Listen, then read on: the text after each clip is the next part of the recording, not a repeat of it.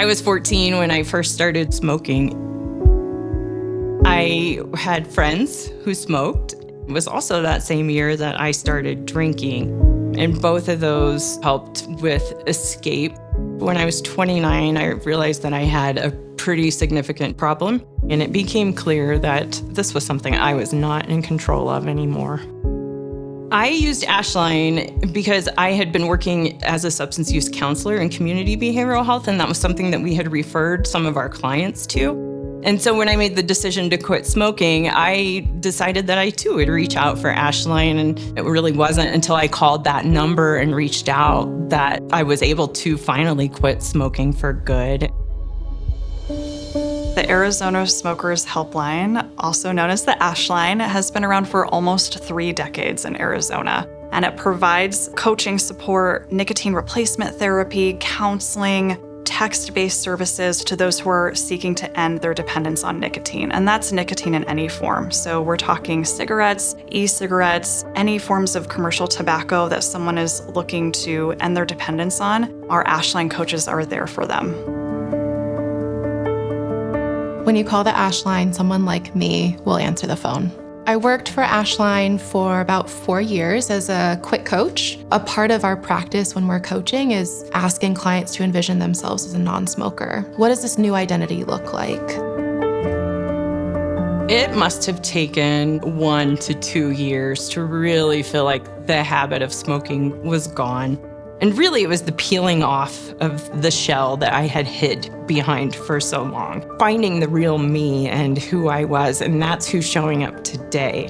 We know quitting tobacco will be one of the hardest things that someone will have to do. And talking to someone like an ASHLine coach who has been there, who has walked this journey already, can really relate and empathize with someone calling in to the ASHLine. Working at ASHLine was a really fulfilling experience. I really loved connecting with people one-on-one and getting to know them and hearing their stories and finding connections to my own story. When I was younger, I struggled with an eating disorder for over 10 years.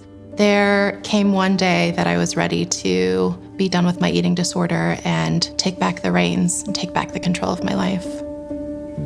Today, to help me with my recovery, I make sure I move my body through yoga or dance.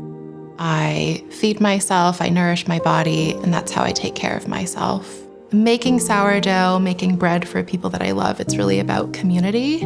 But really on the other side of this, when my eating disorder was at its all-time low, it was very secretive, hidden away, tucked away. It got in the way of a lot of community.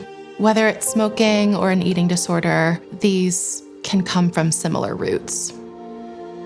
Your mental health is a part of your whole personhood. For me, in order to de-stress, reconnect with who I am and my core being, getting out into nature, that really grounds me and reconnects me to my why and why I do the work I do. And our ASHLine coaches can help our clients do that as well. They want to connect with you on multiple levels. We know that quitting smoking is beneficial for your physical health, but it's also so beneficial for your mental and emotional well-being. We have so many incredibly passionate human beings working here who really care about the work they do and who really care about making a difference in the state of Arizona. We have National Jewish Health providing support to Arizonans through the ASHLine. They are the largest quitline provider in the country, and that's all they do. They do quitline services.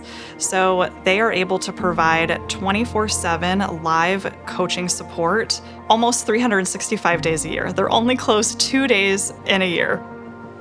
My life today is very satisfying. I see my child growing up in a completely different way than I did.